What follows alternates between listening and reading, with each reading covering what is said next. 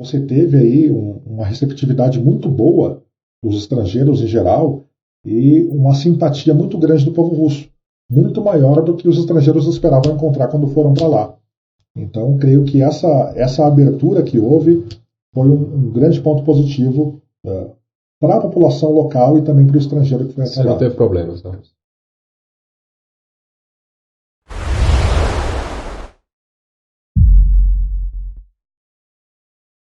Olá, eu sou Maria Ferreira. Eu sou Bruno Moura. Eu sou o Thiago Medeiros. E essa é a segunda edição do nosso podcast Rumo a Tóquio. Primeira edição você acompanha com a gente falou sobre dicas de como comprar o ingresso, como se planejar para ir até o Japão. E hoje vamos dar um pouquinho para trás e falar da Copa do Mundo da Rússia de 2018 com quem foi para ela. Thiago Medeiros foi ano passado para a Copa da Rússia e a gente quer saber como é que surgiu essa vontade de ir, foi nos Jogos Olímpicos, como é que foi para você? Foi naquela esteira aí de destaque do Brasil, né, no cenário mundial, em termos esportivo, com a Copa de 2014, com Rio 2016. A partir daí surgiu esse interesse de participar de mega eventos esportivos. E a Copa do Mundo, sem dúvida, é um deles, um dos que mais chama a atenção do mundo inteiro, né? E então surgiu daí um interesse para ir e também para conhecer um país de cultura tão diferente da nossa, né? Um destino não muito comum. Creio que quando alguém pensa, eu tenho um sonho de viajar para o exterior, dificilmente a Rússia é o primeiro país que vem à mente, né? Então, para conhecer esse país diferente também, surgiu essa ideia de ir e juntar essa vontade de fazer turismo e de acompanhar um mega evento esportivo. Então você fez turismo e acompanhou os jogos. Sim. Como é que foi a escolha? Você foi nos Jogos do Brasil? Você foi nos Jogos de outras seleções? Como é que você se... Fui em vários jogos do Brasil e também jogos de outras seleções. Ao todo eu fui em 10 jogos da Copa do Mundo. Desses, 3 foram jogos do Brasil. E outros 7 de outras seleções. E foi muito interessante também ver jogos de outras seleções. Geralmente a nossa ideia aqui é torcer pelo Brasil, né? Torcer pela nossa seleção. Mas num estádio de Copa do Mundo a gente percebe que ver jogos de outras seleções é muito divertido. Tão divertido quanto. E você não fica com aquela expectativa de tenho que sair daqui com a vitória, porque senão vou sair triste do estádio. Né? Então, qualquer um ganhar, você sai feliz do estádio. E como que foi para você conhecer a cultura russa também? Bom, foi muito interessante porque, como eu disse, é uma cultura que a gente não tem muito acesso no Brasil. É um país que a gente não ouve muito falar, né? Exceto quando os russos são vilões de algum filme de ação. Sim. Né? Então, é uma história que a gente não tem muito acesso, muito contato, mas que foi bem interessante. Conhecer o estilo de vida dos russos, conhecer a arquitetura das cidades, o estilo das cidades, a história que envolve toda aquela região do mundo. Isso foi bem interessante, sem dúvida. Valeu muito a pena por conta disso, não só pelos jogos. Como é que você passou? Por onde você passou? Você foi para Moscou, São Petersburgo? Isso. Passei por 5 cidades. Ao todo, a Copa foi realizada em 11 cidades da Rússia, né? Todas na parte europeia. Lembrando que a Rússia é muito grande. Mais da metade da Rússia fica na Ásia, né? Mas a FIFA decidiu para fazer só nas cidades da Rússia europeia. Em 11 cidades, eu fui em 5 delas. Fui em Moscou, São Petersburgo, que são as 2 maiores cidades. Assistiu qual jogo lá em Moscou? Moscou vi vários jogos. Moscou vi Portugal e Marrocos, vi Dinamarca e França, Brasil e Sérvia, e Rússia e Espanha. 4 jogos, então. Isso. Você acha que, num panorama geral, assim, foi uma boa Copa em questão de estrutura, em questão de futebol, principalmente? Qual a sua avaliação, assim, geral, de como que foi a Copa da Rússia? Foi um evento espetacular. Foi um evento muito bem organizado, onde tudo funcionou como tinha que funcionar. Em termos de organização, foi realmente nota 10. Pelo menos na minha visão como torcedor que fui a vários estádios. Né? Fui a 6 estádios, em 5 cidades. Então, creio que foi muito bem organizado enquanto evento e enquanto critério técnico também foi muito legal. E principalmente uma coisa que os eventos esportivos, esses mega eventos esportivos costumam fazer, que é transformar o país sede em uma miniatura do mundo. Porque ali você vê a gente do mundo inteiro, né? De pessoas de vários países, até de países que nem estão disputando a Copa. Né? Para você ter uma ideia, quem mais foi à Rússia durante a Copa foram os norte-americanos. Os Estados Unidos nem estavam na Copa. E os segundos foram os chineses. E a China também não estava na Copa. Então você vê que ali você tem uma grande reunião dos povos do mundo inteiro envolvidos em um único evento. E aí você foi então em Moscou, São Petersburgo, Rostov-on-Don, uma cidade no sul da Rússia, Nizhny Novgorod, que foi uma outra como é sede. que é o nome da outra? Ele falou, não acredito que ele falou Vamos isso. lá. Falei Vamos lá. Nizhny Novgorod. Como é que soletra isso daí? Essa é a pronúncia, né? Como é que soletra? Aí vocês vão pegar. Mas eu sei, não Thiago, vou que nem colar. também começou a aprender a falar russo e disse que o principal foram as comidas. Os nomes das comidas, Os nomes das exatamente. comidas. Mas, agora... Nizhny Nizhny Novgorod. Novgorod. Nizhny Novgorod. Nizhny Novgorod. Agora eu vou ter que soletrar mesmo, né? Nizhny-Novgorod. Ele aprendeu russo. E Kazan, foi a última cidade que eu fui. Kazan é famosa, né? Qual que é considerada? Moscou, não é Moscou a que é considerada a terra dos czares? É São Petersburgo. Petersburgo, né? Que Sim, tem o sim. Pedro palácio Grande. lá do Pedro Grande. É, e tal. porque- Era a capital da Rússia czarista, não era Moscou, era São Petersburgo. Né? Exato. Depois que teve a Revolução Bolchevique, se a memória não me falhar, em 1918. 17? A data tá fugindo. Este E aí podcast foram também é história. para Moscou. Exatamente, aí que foi o retorno. Mas São Petersburgo é bem lembrada por ter aí, se não me engano, 200 anos como capital da Rússia. E A Noite Vermelha, inclusive, foi em São Petersburgo, né? Quando Exato. os famintos da Rússia foram até a porta do palácio do czar, pedindo comida, e ele mandou metralhar todo mundo. Tá na história, a gente não Muita pode. história aqui. A gente não muda a história, os fatos estão aí. A gente só os relata. Mas dessas 5 cidades que você viajou, o que você achou que foi a melhor, a mais aconchegante, a que você se sentiu mais abrasileirado? Ou nenhuma delas? olha, eu creio que cada uma teve o seu ponto alto. Cada uma teve o seu ponto forte. Porque, por exemplo, Não, você não fica em cima do muro. Não, Você vou vai ter ter que que escolher ficar. uma. eu vou ter que ficar em cima do muro, porque cada uma teve seu ponto forte de fato. Por exemplo, São Petersburgo é a cidade mais cosmopolita das que eu visitei. É uma cidade que parece muito com qualquer grande cidade da Europa. Né? Então ali você é mais facilmente recebido como estrangeiro. Moscou é uma cidade que é o retrato da Rússia, na minha opinião. Não tem lugar melhor para ser a capital da Rússia do que Moscou, porque é um retrato do país. Você lembra bem o período soviético, com os prédios antigos.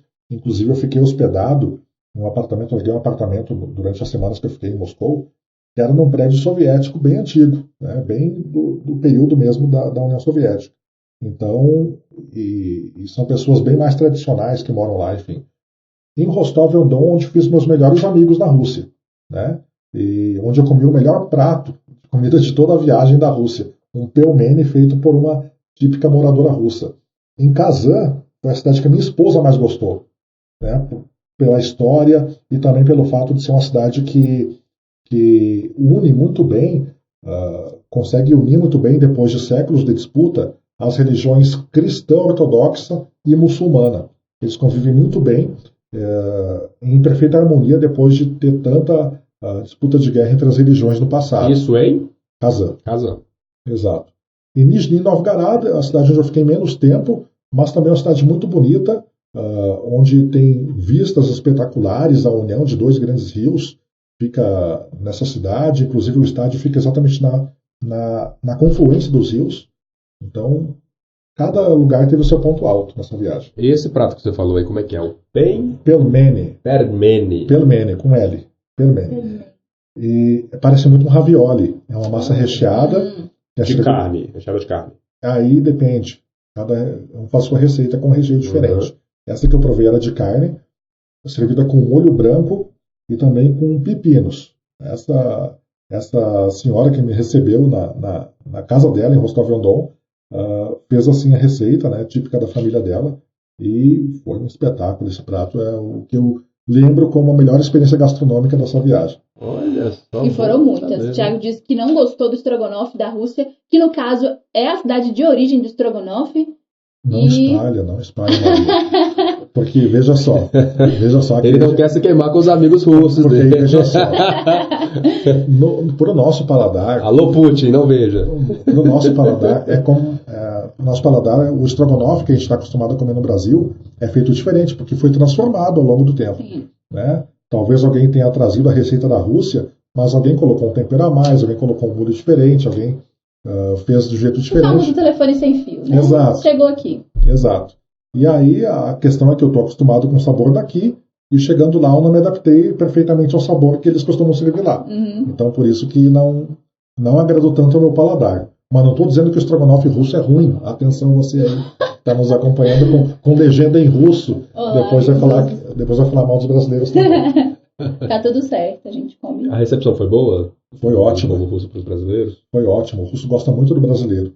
Principalmente num setor onde o brasileiro é muito bem visto, que é o futebol, né? Inclusive, por várias vezes nas ruas, quando saía com a camisa do Brasil, era parado para tirar foto, enfim, como se fosse um torcedor comum, mas era tratado como alguém representante do país que era a estrela da Copa, era para ter sido a estrela da Copa, né? Então a recepção foi ótima para os brasileiros lá. Você já ganhou alguma Copa? Não, acho que nunca chegou nem a semifinal. Na época da antiga União Soviética tinha uma seleção mais competitiva, né? Mas acho que não lembro se a União Soviética chegou a ganhar a Copa do Mundo. Não ganhou. Acho que não. A Iugoslávia também chegou às finais, mas nunca subiu o caneco, a taça. Exato. Mas surpreendeu muito a campanha da Rússia lá. Inclusive, isso ajudou muito no clima da Copa. Porque, claro, que o torcedor russo era a maioria nos estádios, era a maioria nas ruas, evidentemente, né? Mas o fato de a seleção surpreender e conseguir chegar até as quartas de final ajudou muito no clima. Porque o torcedor russo, que era a maioria, acabou se empolgando muito até a reta final da Copa. Então, o clima de alto astral permaneceu até a reta final. Então isso foi muito importante. Se a Rússia fosse eliminada, por exemplo, na primeira fase, como muitos esperavam, talvez o clima esfriasse bastante, né? Coisa que não aconteceu.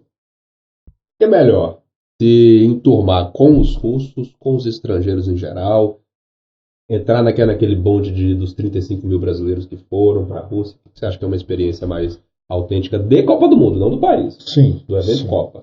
Sim, eu só posso falar da minha, né? Porque eu só tive uma experiência. Eu não fiquei na rota turística, nenhuma das cidades. Eu praticamente fiz o meu turismo sozinho, eu e minha esposa, longe dos grandes roteiros, dos principais roteiros. Então eu não fiquei muito perto de estrangeiros, também não convivi muito com brasileiros enquanto estive lá. Claro que sempre tem a convivência do estádio, enfim, das proximidades. Eventualmente você vai num ponto turístico, você encontra as pessoas de vários países, inclusive brasileiros. Mas não foi o que eu busquei. Eu busquei fazer a minha agenda individualmente, por fora, assim, não indo no roteiro mais tradicional. Então eu acho que eu convivi mais com russos do que com estrangeiros por lá. Uma coisa mais técnica, vamos falar agora, ano passado, na Copa do Mundo da Rússia, foram apenas 4 cartões vermelhos.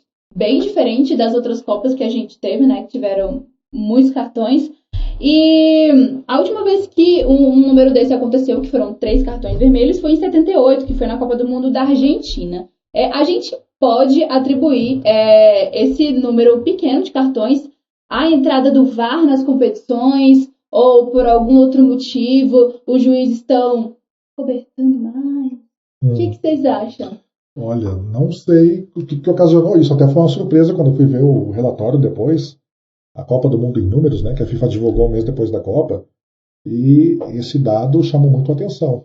O fato de ter apenas 4 cartões vermelhos, inclusive, todos eles foram por segundo amarelo. Nenhum foi vermelho direto. Então não houve aquele lance assim que a gente pensa, nossa, de deslealdade, enfim, de desonestidade de um jogador, de violência extrema. Então não houve esse tipo de lance. E mesmo assim, os 4 cartões vermelhos foram um para cada seleção diferente. Nenhuma seleção se destacou com 2 ou 3 vermelhos, por exemplo. Então, foi um dado que surpreendeu. Não sei a causa, não sei se os atletas estavam mais com menos violência nas jogadas do que nos anos anteriores, os juízes permitiram mais contato, enfim. Mas eu creio que o VAR também não, porque foi uma experiência nova, então as pessoas não sabiam nem bem como lidar ainda com o VAR, né, em 2018. Mas não sei dizer uma causa para isso. Eu não sei, assim, mas eu acho que talvez alguns jogos foram um pouquinho mais violentos. Eu acho que o pessoal tava meio à flor da pele. Não sei se percebi de uma forma que não aconteceu. O que você acha, Bruno? Acho que depende muito do jogo, né? Se você pega, por exemplo, Sim. uma fase final, uma quarta de final, uma semifinal, os caras estão, pô, matar ou morrer aqui, vai. Mas, de qualquer forma, vocês têm os dados dos cartões amarelos? Tem. Porque dá pra gente fazer um comparativo bacana, Sim. né? Às vezes você tem Eu acho que- não uma sei se quantidade foi- maior acho que foram de 200 cartões alguma coisa. amarelos 223 aplicados. amarelos. 223 amarelos é um número razoável. Eu acho que eles não estavam 13,5 por jogo. Dividindo 64 jogos, né? Foram 64 jogos da Copa, 3,5. Ou seja, já tem um número mais razoável, mais Eu acho que relevante. eles não queriam chegar à expulsão, né? Os juízes. E também tem a consciência do jogador, né? No futebol de hoje, tão compacto, tão competitivo, se você fica com 10 jogadores é muito complicado de disputar a partida. Sim. Então o jogador pensa também, eu não posso deixar meu time com 10 jogadores em campo, porque senão pode ter uma derrota que pode ser fatal para a competição. Então tem essa consciência também do jogador. E pode sobrar pra mim, né? Falar que a culpa foi minha, porque de alguma Exato. forma eu exagerei, acabei desfalcando o time, desfalcando a seleção. E só tem esse efeito de 4 em 4 anos. Exatamente. Os vermelhos foram um para a Colômbia, um para a Alemanha, um para a Rússia e um para a Suíça. 3 europeus e um Sul-americano. sul-americano. Na avaliação dos Olha, jogos né? que você assistiu, qual seleção você destacaria quanto ao nível técnico mesmo? Eu acho que acabei vendo só. Aliás, eu vi 2 jogos da França, né? Foi a campeã.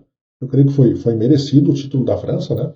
Não porque por um jogo espetacular, não que tenha se destacado muito, mas foi melhor que as outras, né? No fim das contas, vale o que você desempenha dentro de campo. Sim. Então, para mim, foi de fato merecido o título por ter vencido as partidas, né? Foram 6 vitórias e um empate na campanha, a campanha quase perfeita, e conseguiu, de forma merecida, na minha opinião, o título, assim como a Croácia também chegou à final, eu creio que foi merecido. Então, se tem uma coisa que eu gosto é de números, eu tinha falado para vocês um dado bem engraçado, que inclusive vou pedir permissão para falar aqui, que eu acho bem legal. Economicamente, as Copas do Mundo e Jogos Olímpicos, enfim, grandes eventos assim, eles giram muito a economia do país e creio também que do mundo. Me corrijam se eu estiver errada. Dados importantes que a gente viu também nesse relatório que a Rússia liberou, certo, Thiago? Sim. Foram... Vamos para um lado assim que foi... Que tem muito consumo, né? Que é bebida e comida. Foram 576 mil cachorros-quentes vendidos, mas a conta fica um pouco Quantos exacerbada. mil cachorro-quente? 576 mil. Caramba, você comeu cachorro-quente lá na Rússia, Thiago? Comi alguns. Gostou? Nos estádios, mais ou menos, porque era uma receita bem... É muito caro também, né? Eu fui num jogo aqui em Brasília, nas Olimpíadas do futebol, e o preço era uma coisa de louco. Um copo de cerveja, 15 conto. Né? Assim, você pega uma coisinha pra comer, é 20 reais. Sim. Então o faturamento é muito grande. Mesmo assim, tem muita Não gente. é essa qualidade toda. É. Mas o da rua, aquele dogão da tia lá Raiz. do pênis, não sei das quantas lá que você falou pra gente mais cedo. É bom cachorro-quente local? É uma comida típica. Eles fazem cachorro-quente, eles vendem na rua, igual os americanos, igual os brasileiros. Os argentinos preferem o chouriço, né? Não, na rua não. Não tem muito comércio de rua lá. Ah, não. Não tem muito, não. Tem, assim, não dá pra dizer que não tem, mas tem pouco. Né? Então, o que mais vende sorvete... Não é que nem o Brasil, que você sai da baladinha, tem 3 tias do pit dog ali vendendo pra Não. você daquela... Não, na rua lá eu vendia bastante sorvete, isso tinha bastante. É mesmo? E bebidas geladas em geral, né? Refrigerante, o kvass também, que é a bebida típica de lá. Que vaza é como se fosse o quê? Um licor, É como se fosse um refrigerante. refrigerante. Só que é próprio de lá, né? Exato. E lá, como também no tempo da Guerra Fria, né?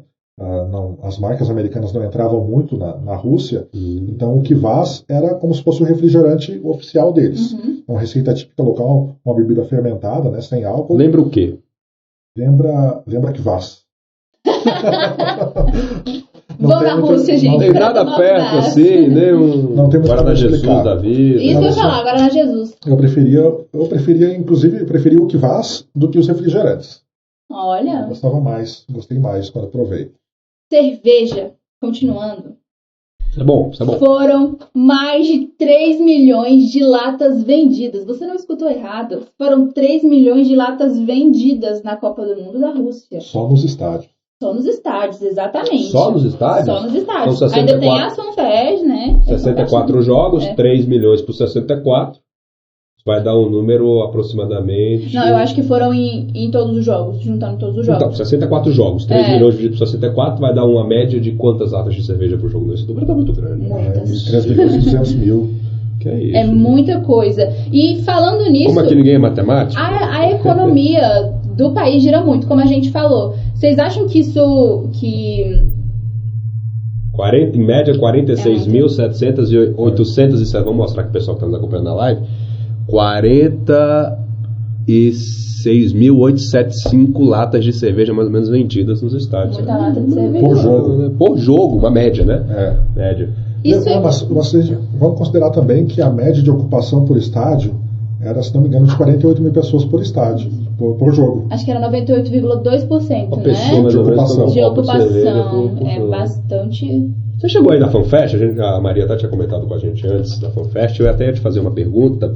Se vale a pena, em vez de você pagar, sei lá, um valor caríssimo para o ingresso, você vai depois nos contar a média do valor que você pagou, para ir sentir a sensação da FanFest. Porque a FanFest, além de ter aquele pessoal que está indo, mas não conseguiu comprar ingresso, ou não teve condições de pagar o ingresso, tem a própria população local que vai para o evento, né? Claro. E que tem a expressão cultural daquele país também, né? Claro. Porque várias pessoas se apresentam lá, além dos jogos que são transmitidos. Eu fui nas fanfests das 5 cidades que eu fui assistir jogos. Fiz questão de ir em cada fanfest. Inclusive tive problema até de acessar a fanfest por estar superlotada. Ah, é? Na minha primeira tentativa de ir numa fanfest em São Petersburgo, eu não consegui entrar, porque a polícia não permitiu que se entrasse mais gente, porque já estava lotada. Então, teve... Em lugares abertos? Sim, sempre numa praça pública, nas cidades onde eu fui. E foi bem interessante, muito legal a experiência de ir na FanFest, lembrando que as Copas, né, são mega eventos esportivos e promovem eventos paralelos para justamente as pessoas que não têm condições de comprar ingresso se sentir parte daquele evento, né? Afinal de contas, o evento não pode ser só fechado dentro do estádio. Então, você tem que mobilizar a população local também e até aquele público estrangeiro que vai para assistir aos jogos, mas que não pode ir em todos, né? Não tem como ir em todos. Você tem até um limite de ingressos que você pode comprar. E para você poder ver também os outros jogos em telões, com toda a estrutura, com shows musicais, enfim. A apresentação artística geralmente com artistas locais, até para engajar ainda mais a população local, né? Então, para isso a FanFest serve, e na Rússia ela foi muito bem feita. Até porque de nada adianta também ser um evento mundial que vai trazer várias seleções se a própria cidade, se a própria população não está incluída naquele espetáculo, digamos assim, né? É verdade. Seria até uma controvérsia.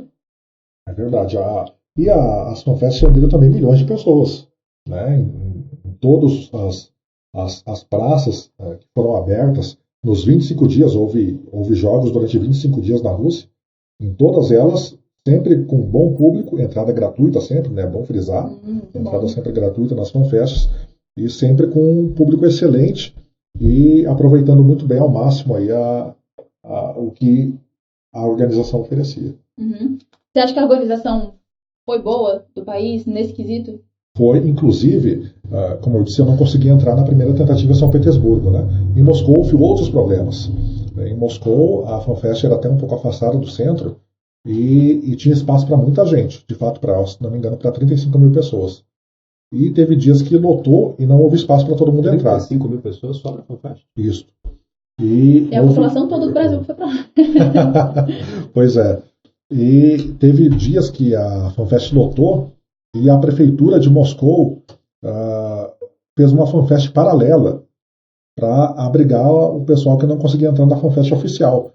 Então colocaram telões improvisados em outros locais da cidade, também com estrutura, com venda, enfim, de alimentos e bebidas, para o público poder também assistir aos jogos com a mesma estrutura, mas que não conseguia entrar na própria FanFest. Qual moeda você usou lá na Rússia? Não está na zona do euro, né? A Rússia tem uma moeda local própria. Rublo. É o rublo. Foi tranquilo? É caro? Como é que é Hoje vou imaginar que gostei da historinha do Thiago, vou passar uma semaninha lá na Rússia só para conhecer e comer o estrogonofe. Muito bem. E aí? Bom, o custo de vida na Rússia é muito parecido com o das grandes cidades do Brasil, né? Pelo menos nas cidades mais turísticas, né? Que são Moscou e São Petersburgo. Então não muda muito o que você gastaria no Brasil, é o que você vai gastar lá, só vai mudar a moeda e os numerozinhos que vão compor o preço. Mas o custo em si é muito parecido. Então não vai ter muita diferença assim.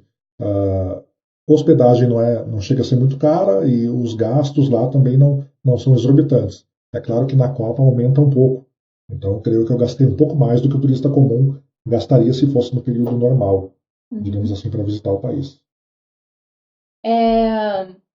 E tem uma pergunta, na verdade, que a gente separou que é bem legal. Como não ser um turista chato e inconveniente no outro país? Assim, eu não sei se eu acredito muito em turista chato. Eu acho que a pessoa é chata em qualquer lugar ou não é chata em lugar nenhum, né? Mas como não ser chato? Vamos lá, tutorial, 7 passos para... Não sei se eu sou a pessoa mais adequada para fazer esse tutorial. Mas, enfim, creio que o principal é o respeito, né? Respeito aos costumes locais, enfim, respeito às regras, né, do local. Tem lugares que não permitem tirar foto, tem lugares que não permitem entrar de determinadas formas. Por exemplo, fomos numa mesquita em Kazan, onde não era permitido entrar de bermuda, e mulheres tinham que cobrir o cabelo também, né? Então, mas tudo isso era muito facilitado, eles consideravam também que durante a Copa apareceriam pessoas de culturas totalmente diferentes da deles.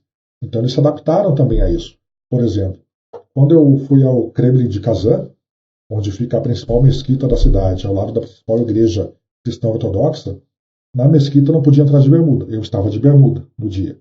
Então eles davam um pano para que cobrisse, para que os homens se cobrissem as pernas para não entrar de bermuda no local, para não desrespeitar o religioso local que está lá fazendo a sua prece, né?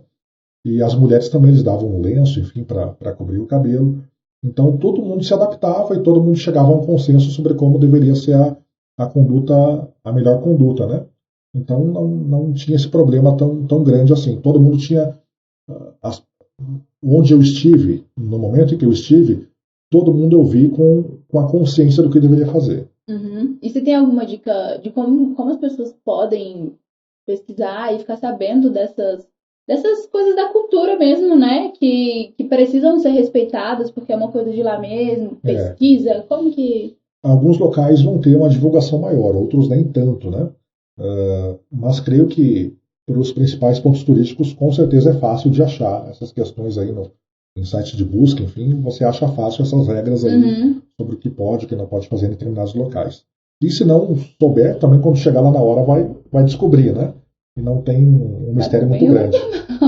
Não tem um mistério muito grande assim. Desses passeios mais locais que você fez lá na Rússia, qual que você gostou mais? Olha, difícil, porque assim, eu fiquei ao todo 39 dias na Rússia, né? 39? A Copa do Mundo normalmente dura 25. Ela durou, na verdade foram 25 dias de jogos, mas a Copa do Mundo durou um mês. Eu cheguei lá uma semana antes da Copa começar e saí um dia depois da Copa acabar. Então, eu fiquei muito tempo, então é difícil eu dizer um passeio que eu gostei mais. Ou uma experiência, ou um... Sim, digamos assim, tem um ponto turístico que me deixou mais impactado, podemos dizer assim, que um ponto turístico chamado Mausoléu do Lenin, que é, como o próprio nome diz, é o Mausoléu do Lenin, né? É onde o corpo do Lenin, do Vladimir Lenin, foi embalsamado e mantido lá. A ideia inicial dos russos era fazer um funeral grande, durasse alguns dias, e deixar que o corpo fosse exposto para a população, porque ele era um grande ídolo da população, o Lenin na época. Então foi providenciado esse funeral, chamaram especialistas em manutenção de corpo por vários dias e deixaram o corpo lá exposto por vários dias para a população. Porém, o trabalho foi tão bem feito que eles resolveram deixar indefinidamente. E assim está até hoje. No Mausoléu do Lenin, você vê o corpo do Lenin até hoje do jeito como estava no dia do falecimento dele. E é um passeio gratuito, é um raro ponto turístico gratuito, mas eles têm alguns horários de abertura, só abre pela manhã e não são todos os dias da semana, então tem que se conferir antes a agenda de abertura. E tem uma fila enorme, onde você entra e é muito vigiado por vários soldados, é um ambiente escuro, com vigia, porque não se pode tirar foto nem filmar lá dentro. Não pode? Não pode. E você tem um corredor onde você percorre aquele corredor. Você não pode ficar parado olhando. Você tem que olhar enquanto caminha ao redor de onde está exposto o corpo. Em uma câmara. O velório permanente. Um velório permanente, exatamente. E as pessoas passam por ali e realmente é bastante impactante pela realidade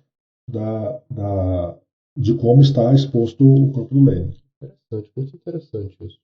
E realmente foi bem, creio que bem impactante, porque eu ainda não tinha visto algo parecido. Sim.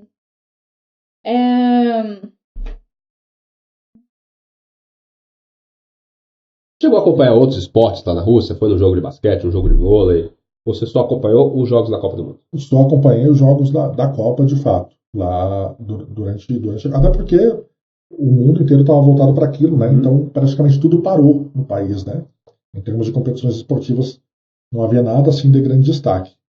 Então o foco estava todo voltado para a Copa, para o futebol. E claro, também para conhecer as cidades, né? Lembrando que tudo praticamente passa a ser Copa do Mundo, não só o estádio onde acontece o jogo. A cidade inteira passa a ser sede. O metrô funciona diferente, as lojas funcionam diferente, a cidade está enfeitada de forma diferente, enfim. A Copa não acontece só no estádio. Não é como você vê pela TV, que o jogo começa, termina e acabou. Lá não. Né? Ela começa muito antes do jogo começar, quando você encontra o primeiro torcedor daquele país almoçando, né? Já está fazendo festa desde o almoço, desde o café da manhã.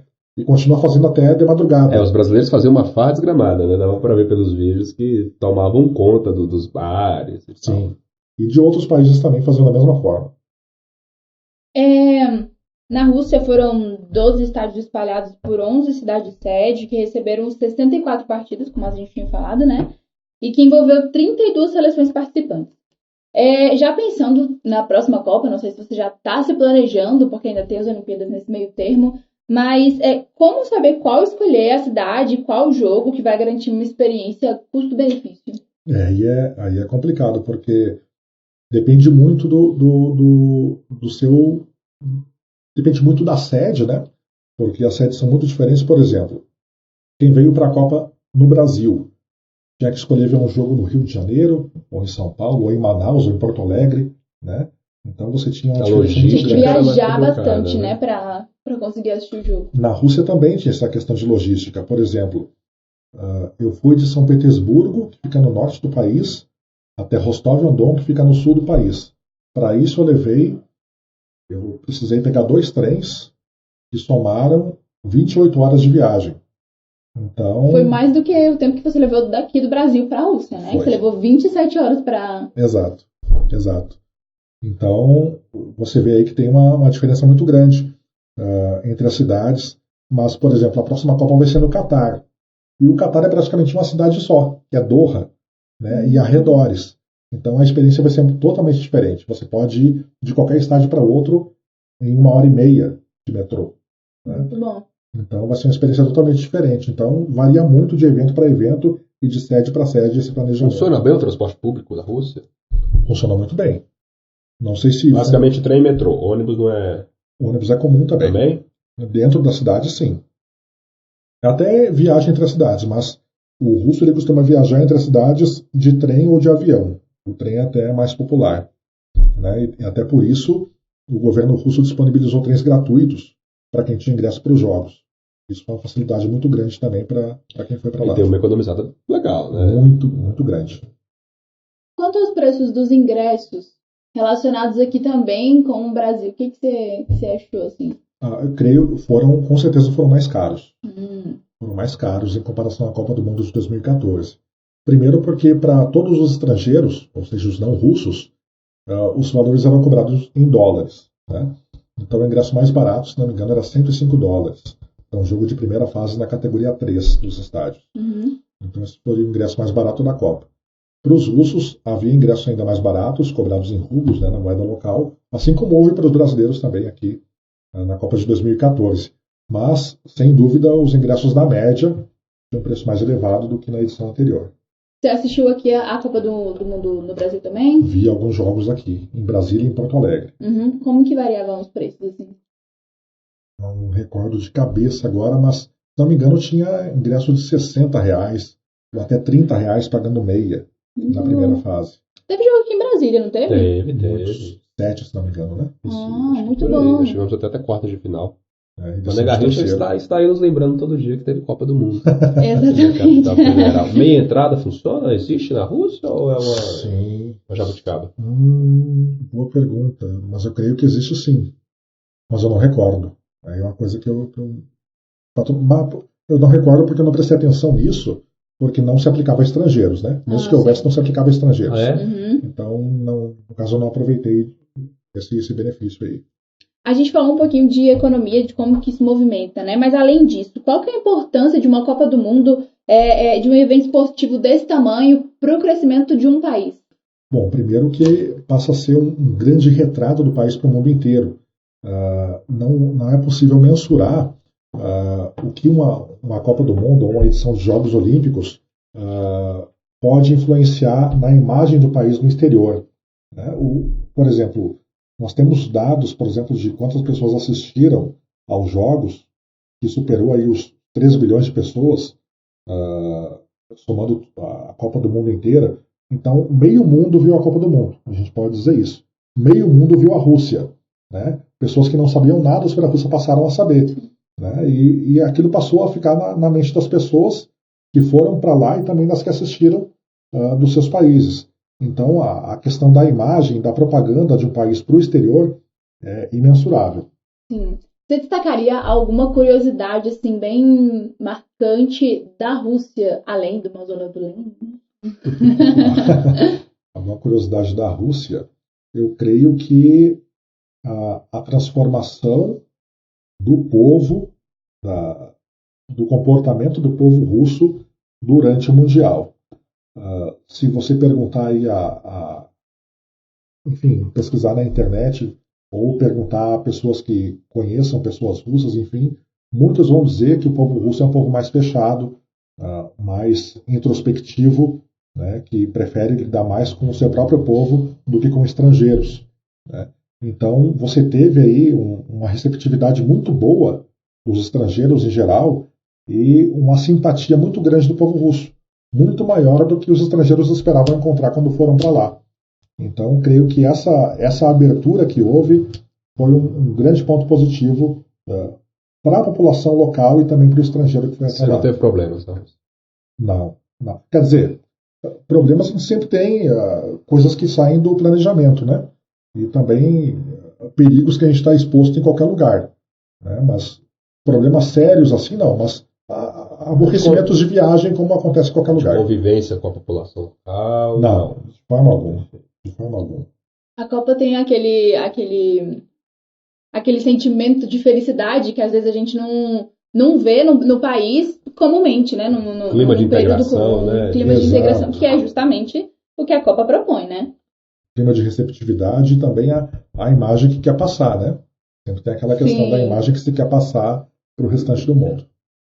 A Copa aqui do Brasil, você acha que a gente até comentou um pouquinho disso no episódio passado, mas você acha que... Se você não viu... Veja, ouça, acompanhe, compartilhe. A gente falou até que os brasileiros passaram uma boa imagem para o exterior, né? Mas a gente foi verdadeiro nisso? Você acha que a gente chega num ponto que a gente é aquilo mesmo, aquela alegria toda? Eu creio que sim, no caso do Brasil, com certeza. No caso do Brasil, eu acho que o brasileiro expôs ali a sua hospitalidade e receptividade que é de fato. Em nível... Bem naturalista. Não foi nenhum esforço, de fato, para fazer. Eu creio que no caso da Rússia também. Eu acho que eles se esforçaram um pouco para receber bem a população, mas foi de forma genuína. Né? Eles queriam, de fato, passar uma boa impressão. Não foi uma coisa forçada, porque vamos fazer isso porque temos que fazer. Não, foi algo que eles realmente quiseram. Gostaram de receber estrangeiros, gostaram de receber os torcedores de outros países e foram muito, muito bem como anfitriões. Eu acho que agora a gente pode falar um pouquinho da experiência do Thiago, que gerou um livro, né? O primeiro livro do Thiago. Isso. Minha Bagagem da Copa, tá vendo aí?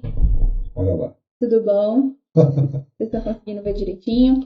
Minha Bagagem da Copa, Aventuras e Desventuras de um Jornalista Gaúcho na Rússia. Thiago é gaúcho, acreditem. Esse vozeirão aí é gaúcho. Deu pra ver no sotaque também. Exatamente. Thiago, conta um pouquinho pra gente sobre essas aventuras e desventuras e conta um pouquinho como que que foi a experiência de escrever esse livro? Bom, na verdade, eu creio que o livro quase que se escreveu sozinho, porque eu não fui para lá com a expectativa, não, vou à Rússia e vou escrever um livro sobre a Copa. Não. Então foi depois isso. Foi depois. Inclusive, creio que esse livro só aconteceu por conta do que aconteceu lá. As histórias que aconteceram lá. Sabe como você vai a uma viagem, aí quando você volta, algum amigo, algum conhecido diz, me conta as histórias do lugar. Aí você vai no almoço, vai numa reunião informal. Você fica tendo que repetir. Assim como este podcast. 10 vezes. Exato, e conta as histórias várias vezes para várias pessoas conhecidas.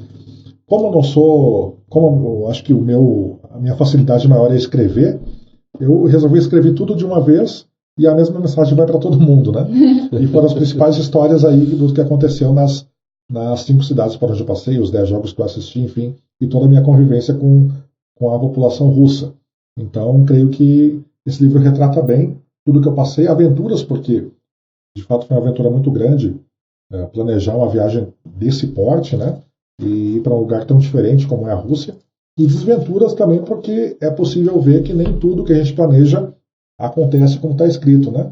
Muita coisa acontece de forma imprevista e você tem que lidar com aquilo da melhor forma possível, e isso aí também está contado ao longo das páginas. Assim como o início da viagem, né? Que você até conta um pouquinho sobre como deu errado, de Brasília a São Paulo, né? Foi de Brasília a São Paulo? Isso. O primeiro trechinho que... lembrando que a Copa começou, quando a Copa começa, nós estamos no Brasil vivendo um período importante de tensão, que foi a greve dos caminhoneiros, né? Sim, foi bem naquela época. Exato. Então a época da viagem foi bem no final da greve dos caminhoneiros, onde havia várias incertezas sobre se os aeroportos estariam funcionando, por falta ou não de combustível. Então, quanto a isso, deu uma série de problemas aí na reserva do voo, que quase fez com que atrasasse toda a viagem, né? Enfim, mas isso aí foi resolvido, e eu tentei tratar desses problemas que aconteceram da melhor forma, né? Não perdendo o bom humor, não se irritando por coisas que eu não poderia mudar, né? Então foi essa a minha tentativa da minha postura durante todo esse período aí. Você dividiu por 5 capítulos o livro, né? 6 capítulos, né? Tem um para cada uma das cidades que você visitou e o 6º é porque eu volto para São Petersburgo no final. Eu começo e termino lá a viagem. Por quê? Então, por isso 6 capítulos. Teve algum motivo específico? Não, na verdade esse planejamento foi sendo construído ao longo do período, e a ideia inicial era só começar a viagem para São Petersburgo e depois ir para outras cidades. Mas eu acabei tendo que voltar para lá, porque eu acabei conseguindo ingressos para assistir a semifinal, que foi em São Petersburgo, e a decisão do terceiro lugar, que também foi São Petersburgo. Então teve ingresso que você comprou lá também? Não. Comprei aqui ainda, mas mudei o planejamento da viagem para voltar para lá. Entendi. Tem muita diferença entre planejar uma viagem para Jogos Olímpicos e uma viagem para a Copa do Mundo? Tem bastante diferença, porque geralmente a edição dos Jogos Olímpicos acontece em uma cidade só, enquanto a Copa do Mundo acontece em várias cidades de um país. Isso geralmente. Então é muito diferente você ficar em uma cidade só e você ter que se deslocar entre várias. O planejamento é muito mais complicado. Por outro lado, Jogos Olímpicos tem disputa todos os dias. E você pode, se quiser, assistir todos os dias da disputa. Enquanto que Copa do Mundo não. Você está numa cidade, tem um jogo naquela cidade, só vai ter de novo naquela cidade dali a alguns dias. Então você tem um espaço maior entre um jogo e outro para assistir. O que é mais fácil para se deslocar? Na verdade, é mais difícil para se deslocar numa Copa, mas é mais fácil de comprar ingressos. Entendi. E aos jogos que você quer ir. E turistar também, né? As próximas Copas vão ser 2022 no Catar, e aí vem um combo de 3 seleções para 2026, que é Estados Unidos, México e Canadá, ou seja, vai ter que andar muito, né? Essa questão de deslocamento de país, alfândega, entra, sai, vai para um lado, vai para o outro, e a tendência é que 2030 seja um combo entre Argentina, Uruguai e Paraguai, e o Londres também está brigando por isso, para ver se cedia a Copa, que comemora o primeiro centenário das Copas do Mundo, já que a primeira edição foi em 1930, no cidade de Montevidéu, que foi a final, no Uruguai, no Estádio Olímpico de Montevidéu. Tem várias histórias interessantes, inclusive durante o período de recessão militar lá do país. Serão 21 Copas com a próxima? Acho que é isso, né? Temos Foram 20 20 Copas, mundiais, né? E a 21ª é no Catar. A 21ª foi essa da Rússia. Foi da Rússia? Isso. Sim. Tô vendo aqui que no livro você faz um agradecimento a duas pessoas, quer dizer, algumas pessoas, né? Entre elas, Adriana dos Reis e Alena Soldatova. Quem são essas pessoas? São minhas professoras de russo. Ah, é? Minhas professoras de russo aqui de Brasília. Né? Elas que me ensinaram as palavras e as frases que me salvaram em vários momentos da viagem. E, na verdade, a Adriana dos Reis, professora, é brasileira, que morou na Rússia por vários anos e fez mestrado e doutorado lá. Enquanto que a Aliona, na verdade, a Aliona Soldatova. A Leona, então aqui se pronuncia Leona. Escreve Ale com os dois da linguicinha lá, como é que é o nome? O trema, com os dois tremas, né? E N-A. Então Alona. Aleona, olha que interessante. Aleona Soldatova. Soldatova tá correto, né? Isso. E ela, ao contrário, ela é filha de russos. Ela tem descendência russa, é brasileira. E estudou na Rússia nos primeiros anos da vida escolar. Então, eu tive professores com experiências bem diferentes que me ajudaram, cada uma de uma forma bem especial aí nessa viagem. E também é o Alexander e Marina, que foram seus anfitriões em Rostov-on-Don.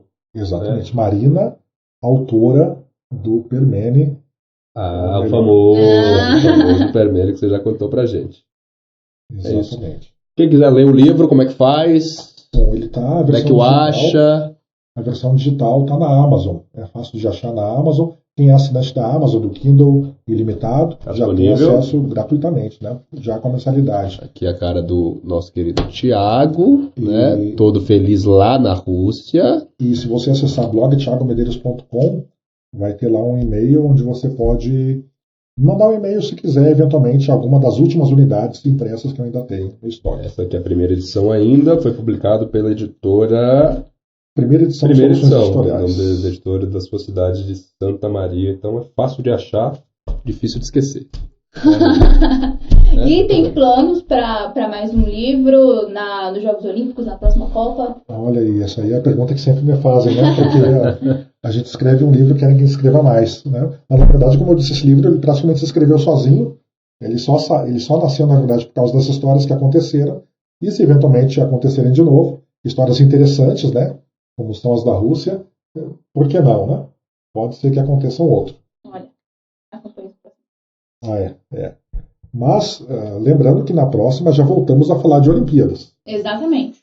A gente deu um pausezinho para dar um geralzão da Copa da Rússia, porque também vai fazer parte, depois dos Jogos Olímpicos aqui, das nossas conversas. São grandes eventos esportivos, né? Conversam muito entre si, né? Copa do Mundo e Jogos Olímpicos. Cada um é de 4 em 4 anos, mas de 2 em 2 a gente tem um gostinho, né? De conhecer um país novo, de conhecer uma cultura nova, de estar torcendo pelo Brasil, né? Tem também os Jogos Pan-Americanos, né? Tem. Inclusive estão acontecendo, terminando de acontecer, acabaram de terminar, na verdade, em Lima, no Peru. Exato. Então sempre tem aquele gostinho da gente estar sempre torcendo pelo Brasil e aflorando, né? Tirando a camisa do armário, vestindo, enfim, e torcendo, tanto em Olimpíadas quanto em Jogos Olímpicos. E esse é o nosso foco aqui, trazer sempre as informações de mega eventos esportivos mundiais. Show de bola. É isso, senhores? É isso, senhores. Então, muito obrigado aí pela audiência. Você siga o canal do Thiago, tanto no YouTube quanto no Twitter. Passa o serviço aí, Thiago. Você lembra mais com cabeça aí? Bom, primeiro se inscreva no canal. Se você está vendo o vídeo aqui... Então, onde é que se inscreve? Aqui, né? Eu que estou na ponta aqui. Vamos fazer a cama. Aqui, ó. Aqui aí, né? Na ponta dali se inscreve. Aqui é melhor? Do botãozinho vermelho, gente. É fácil, né? Inscrever-se, se inscreve aí. E aí você está sempre ligado aí, sempre acompanhando o nosso podcast, aí trazendo sempre as informações de mega eventos esportivos mundiais e também os textos com os guias para os Jogos Olímpicos de Tóquio em blog thiagomedeiros.com e também nas redes sociais. A gente também pode dar nosso jabá? Instagram? O meu Instagram é ma_ferral com um L no final. Tenho medo de vocês me seguirem e verem o que eu posto, mas vamos lá. BHMoura02, Twitter, Bruno Moura, _Jor, jornalista mesmo. Quem quiser ver as papagaiadas que eu digo, né? Estão todas lá. Muito bem. É isto. É isso. Muito obrigado, a gente se encontra... Esse foi mais um episódio do nosso podcast. Por favor. Muito obrigada por nos escutar, por nos assistir. E é isso. Nos acompanhe no próximo também. Um abraço. Como é que é tchau russo? Пока. Пока. Пока.